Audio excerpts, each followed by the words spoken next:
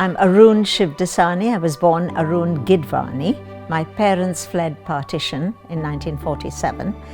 I was a year old. I was born in 46, and it was quite a traumatic fleeing for my parents because the family had chartered a plane and left. And that morning my younger sister was born, so my mother they left my mother, and I was a year old and my younger sister. So when my father had gone ahead to get a home for the family, there was a big zamindari family, that's why. They arrived and he said, "Where's my wife?" And they said, well, we had to leave her a bit behind because we'd have all been chopped up or something if we hadn't, if we'd waited. So he came back into Karachi to get us. Fortunately, he had some friends who told him, don't go home because Jinnah wants you to personally sign over all your lands to him and you'll be arrested. So you go to the seaport and we'll bring your wife and children. So he went and they took Mummy and my younger sister, who was just born, and myself to the seaport and got us onto a boat, and that's how we left Pakistan, which had now become Pakistan, in 1947 to come to India. All of Sindh went to Pakistan, so all the Sindhi Hindus fled. So, not knowing what to do with us, my mother put all four of us in a boarding school, the Lawrence School Sanaa, which is up in Simla Hills now. I think that was the best thing that happened to us because it was wonderful, absolutely superb. All four of us were there. It's a great school. We grew up happy, going every holiday to to my parents, obviously, as well as to my nani and to my dadi. All four of us were very, very close family. I then went to Cathedral in Bombay for my A-levels to go to Oxford. I was always very involved in sport, in drama. My major was literature, which I did in St. Xavier's College, which I went to because Inder and I fell in love, and he was at IIT and said, no, don't go. So I stayed at Xavier's, and there I used to play hockey for the college, tennis, athletics. I used to do sprinting and hurdles, etc., which, I did in school too. So sport was big in my life, and so was drama, the University Drama Society, etc., because that was something that I have always loved. So the arts, I think, are in my DNA, because during our holidays, Mummy, who used to act and sing and everything, told us that being a total human being means you have to know all about art. Not the arts in general, because through the arts you also know about humanity and about life, because life reflects arts, the arts, all of them, in one way or the other reflect life. They talk about life. And you learn humility, you learn to work with other people through the arts.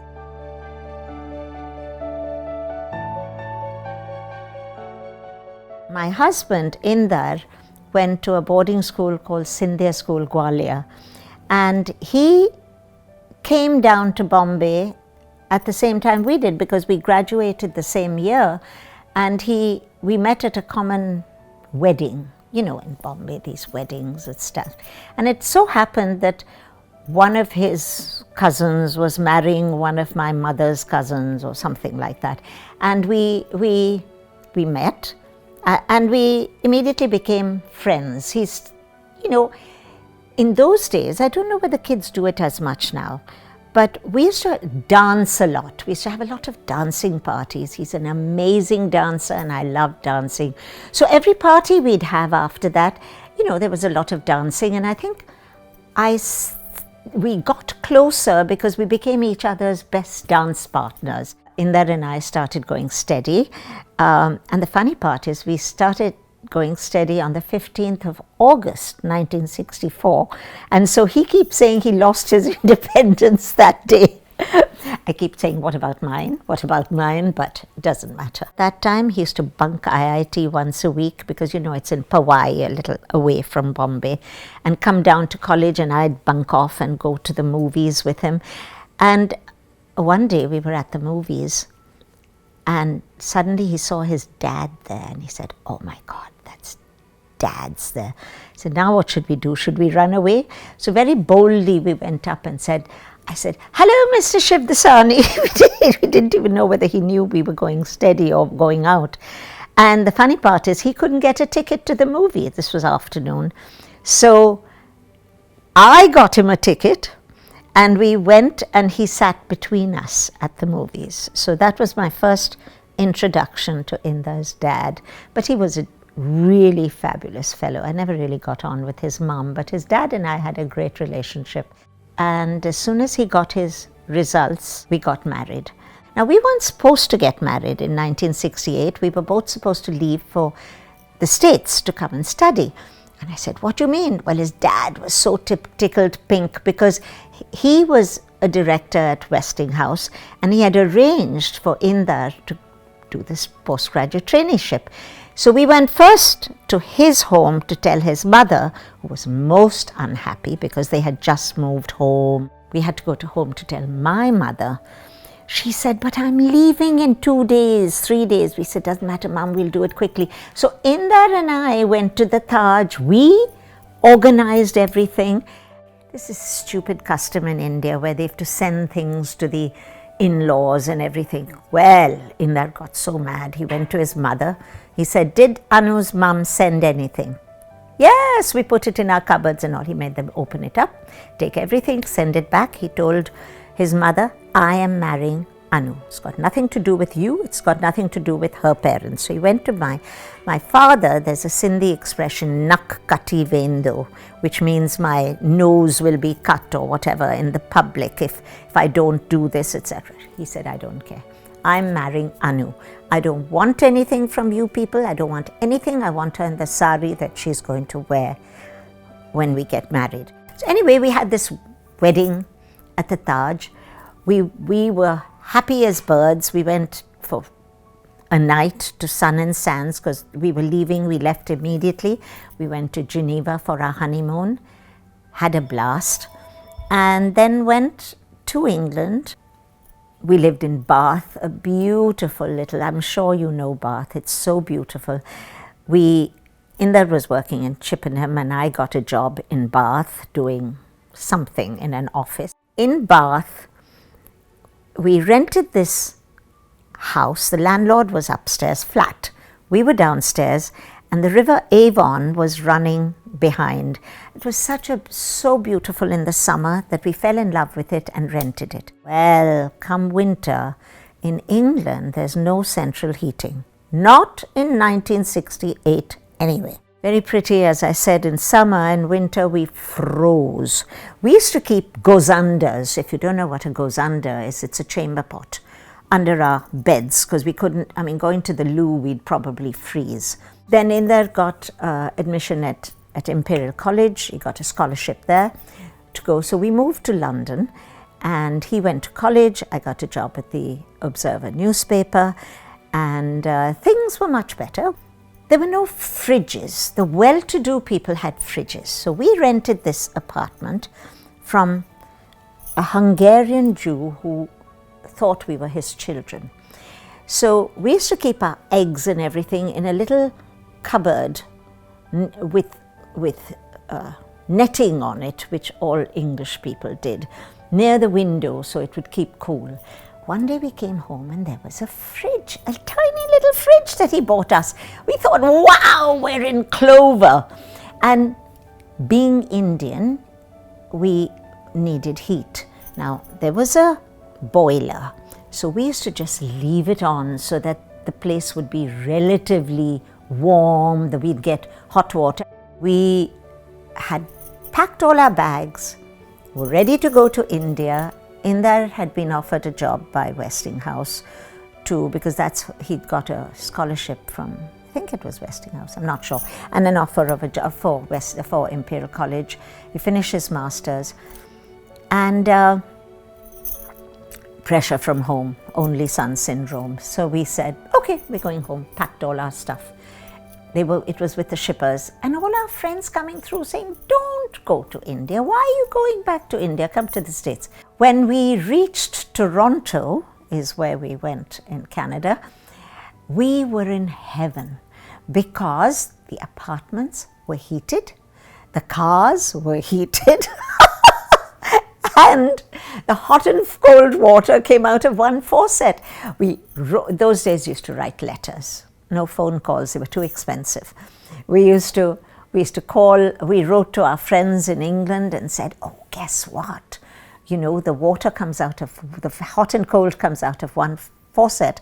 We actually can have showers with hot water and not worry about putting money into the meters, into the hot water meters to get it. So anyway, we were there. We both worked in Canada. I worked at the university. Inder worked as an analyst, and we were very happy. We went to the theatre, I acted, we travelled a lot. At the drop of a hat, we'd hop into the car and zing down to New York, zing across to Chicago, zing across, because we had friends everywhere, you know. We went, you know, all over the place, and it was a very carefree, happy life. When we went to India, Inder applied and got into TAS, which is the elite of the Tatas, the Tata Administrative Services, and he was sent here, there and everywhere in India. And then he finally started working for the Indian hotels. He opened up the overseas for them, all the overseas things they've got in Malta, in New York, etc. Inder used to travel, and he opened it up. He'd go, and in fact the hotels in India, that the palaces that had been converted were all his work. He'd go and meet the Rajas and do this thing. And I worked, because we were very, very idealistic. We said, we're not going to, when we go back to India, Inder said, I'll work, you give of yourself to the people. So I worked with FRIA India, Front for Rapid Economic Advancement of India, and there were several of us who'd come back from various parts, from the States, etc., who worked obviously voluntarily. I worked with the Spastics and with FRIA, and we would get friends to donate vans to take the poor people to the Spastic Society. We'd get vans to go into, with medical things, to go to villages and give them medical help. And these villages, we would help them, the villagers, do barter with each other. So it was very, very satisfying. I didn't join a lot of my friends who played cards or did various things, because I was very idealistic. However, we stayed in India for 3.5 years, but I think sometimes you don't always, your wanderlust has not been satisfied. We were doing fine, we were doing very well, we were living in our own home, not with my in-laws, which we were first living with, which I wasn't thrilled about, but of course it was my husband's home. But we were on our own, and we were all very happy. I was doing my thing, Inder was doing his.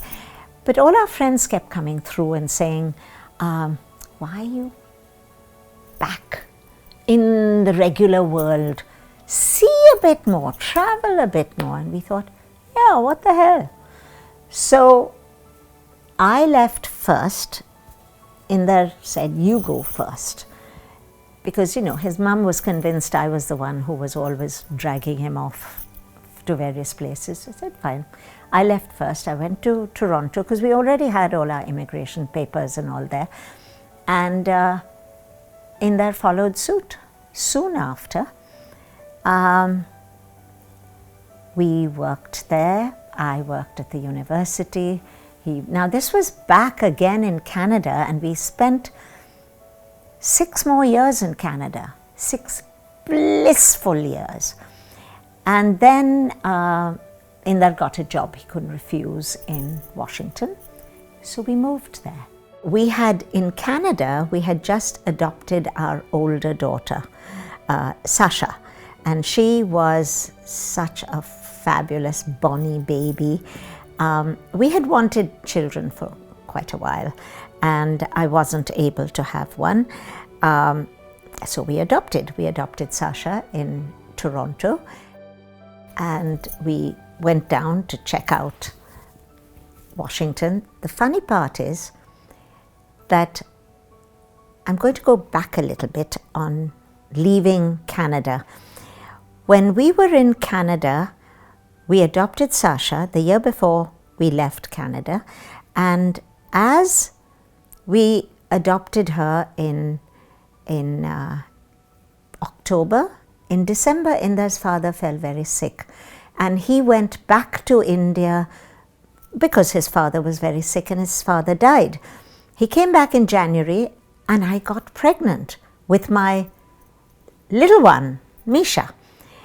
That year, he got this, he was with IBM in Canada, and we were deciding, should he stay with IBM, should he go to Washington? Anyway, the final decision was going to Washington, and that's where we went. And we settled in McLean, and I came back to Canada to have Misha that year in 1980 because, we wanted both children to have the same passports and everything. So they were both Canadian, both born in Canada, and they both were, immigrants in the US as we were. Then we moved to New York. Indar started working in New York, and I did not work at that time because my children were very little. As they got a little old enough to go to school, till 3 o'clock, I started working at a ratings company, Percy and Company, which was down in the city. And we lived in New Rochelle in Westchester. Life, even then, was very different. I know Manhattan was Gotham. It was awful. I refused to live in Manhattan at that time because it was, we came into town 3 days a week, and every time we came in, our car would get smashed or something would happen, and there were rapes and murders and everything. In the 80s, we moved to New York in 1983. In the 80s, this was Gotham. We lived in New Rochelle for 21 years. I did start the IAC at that time because as my children grew up, they grew up there, then they went to college, they came back, and I used to come into the city all the time because, one needs to partake of all the richness that New York City has. So we'd come in for art gallery openings, for theater, for friends, just to walk around New York. So my girls grew up in Westchester. They went to school there. Then of course they went off to college. By the time they came back, my older daughter got married. The last thing we did in our home in Westchester in New Rochelle was marry my older daughter. She got married at a beach club close by, and she married a Jewish boy from Manhattan. And so we had a Hindu wedding. We did everything that a Jewish wedding does. We had a gorgeous wedding, and then my younger daughter said she was moving to the city. She finished college the year after. She said, I don't know why we're here. By then, Giuliani had cleaned up the city. So Indar said, why are we here? Why are we rattling around over here? Let's move to the city. I love the country because I grew up in the hills. And we always had large homes and all this. So I said, no, I want to stay here. He said, I will build you a home in the city. And he did.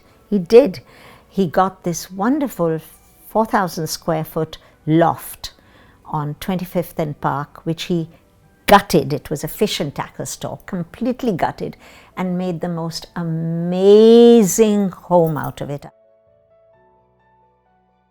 My younger daughter got married a few years ago. And she also married a young Jewish boy. So we had another Hindu wedding out in the open in Long Island. I did my master's while my children were growing up at Iona College in New Rochelle.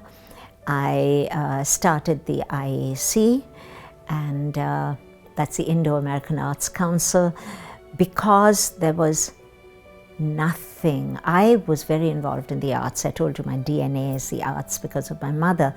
But there was nothing, nowhere. Everywhere I'd go, there was no sign of Indian art. It was as though there was a desert, and it's not like we didn't have artists. Of course, we got wonderful artists, but none of them were in mainstream venues. People had heard of Ravi Shankar, as though he's great, but he's the only Indian musician we have. They'd heard, and the aficionados, film aficionados, had heard of Satyajit Ray. But, we've got amazing filmmakers. Well, I started in 1998. I started the Indo-American Arts Council to make America sit up and notice the arts of India, the visual, performing, and literary arts. The other person who worked with me on this, who started it with me, is Jonathan Hollander, a dancer from Battery Dance Company, the artistic director, and a lawyer. You always need a lawyer to make a non-profit status, Talat Ansari. And we started this together, and it grew. I started the first office I had was in the city, but then in my attic. As you know, nobody works alone. No man is an island. You need help. You need people to support you. And I have been very fortunate because I had friends in the arts. My first film I showed was Deepa Mehta's film, Earth. When I started the IAC, we did it free for people to come. Bapsi Sidhwa's book, Deepa Mehta's movie, and we had Nandita Das and Rahul Khanna come for it. So we have people who came not asking for money, not for anything. Meera Nair was at our first film festival, and she has been the face of my film festival ever since. Oh, the way we started our first film festival was we had, 9/11 happened. Giuliani asked the whole city to help revive the city, a city that was in shock. So we started the first film festival just to give back to the city. It was only 12 films over a weekend. By the time 2018 came, we had 55 films in 4 theatres. That was 1 theatre, 12 films. Anyway, we started with the godfather of Indian film, Ismail Merchant, who was a big supporter with the whole Merchant Ivory team, and closed with Meera Nair's Monsoon Wedding. People who've supported us from the beginning have been Salman Rushdie, Meera Nair, Madhur Jaffrey, Shashi Tharoor when he was here. Shashi as an author more than as head of the Under-Secretary General at the United Nations. Shabana Azmi, her father had died the night before, but she flew here. She said it's so important that this should be done. She was a big supporter too, is a big supporter. Well, I keep saying was because it was, I've now retired. We've had Gurinder Chadda, we've had Anurag Kashyap, we've had Vishal Bhardwaj, Shyam Benegal. These are all people who have given us their time, their energy. Aparna Sen, all of them actually. I'm sure I'm missing out several wonderful names of people who've given us their time, their energy, and supported us without asking us for anything in return. Even Sharmila Tagore came because we asked her to come and represent her movie. That's what the IAC did. It brought Indian talent to the fore, made Americans sit up and notice.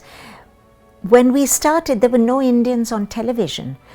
Indian actors were not given a chance on television, in movies, etc. At best, you would see them as a taxi driver or a newspaper vendor. Not anymore. They're all over the place. And that's fabulous. And it's not only me. I think I started a movement, but there are many other people who jumped in and did it. Wealth that we can give to the diaspora, to cultural landscape of this country. I mean, people like Shujat Khan and Amjad Ali Khan and all come and do concerts for us and do concerts for other people too.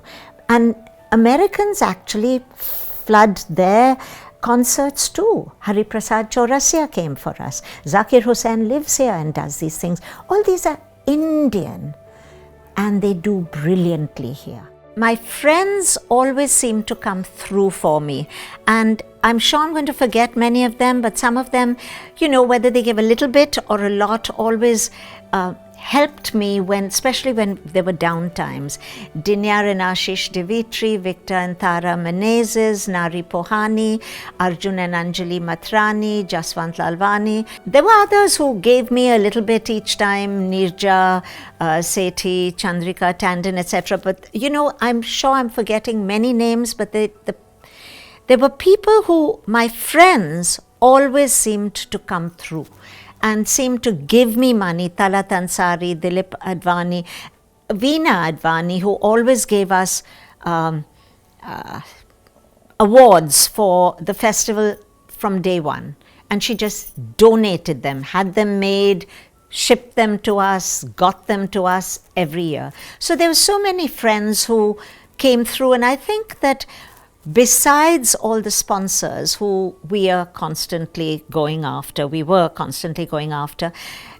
it's heartwarming to know that your friends also appreciate what you do and attended our events, and whether they were in town or not, always contributed to it. Biggest one was my husband Inder, who gave me huge amounts when we went down several times. Our early marriage was highlighted by enormous success, whether it was in Bombay with Tatas or whatever it was. We landed up in Canada, more out of a sense of adventure. And then we had a new life. We left the Tata Administrative Service and came to Canada, and it was very exciting for us. We had a great life then. And then the highlight came when we actually adopted my first child, or our first child. It changed our life. Aroon got pregnant shortly thereafter, and we went to America. We came down to McLean, Virginia, and it was a completely different thing. You know, the romance you talk about, the sweet nothing moments, and evaporate. Why? Raising two children as a single mother practically is a full-time job. I, as the traveling working man, I'm gone Monday to Friday. So the dynamics of our relationship changed. He's had a stroke and therefore he needs help. But otherwise he's a very independent man, able to do things. And now we've come to this phase, and I don't know how long that's going to last, while I'm relatively mobile. And, things can change dramatically depending on my physical condition. So, we've been very fortunate. I've been very fortunate. She's done a phenomenal job at the Arts Council and a phenomenal job of looking after me. So, what can I say? She's got incredible energy. It's a lot of fun. She's the prettiest woman I've seen. She's a great social animal. She makes my life happen.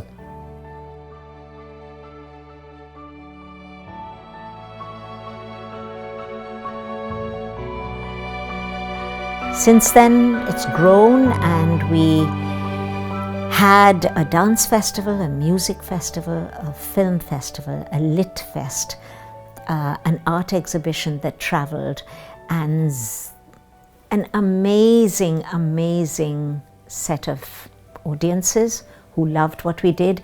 And America now, you know, what happens is you start something, you start a film festival, everyone else thinks if she can do it, I can do it too. And so we've got so many more dance groups, music groups, film groups, all wonderful. And artists have so many more platforms to tell their stories, to show their talent, to do what they're doing. And I feel mission accomplished. That was something I wanted to do. I wanted America to take notice. Now there's Indian arts all over America. I do think that we pioneered a movement. So last year, that was my swan song with that, and I passed it on to a Kashmiri group who's promised to continue my legacy.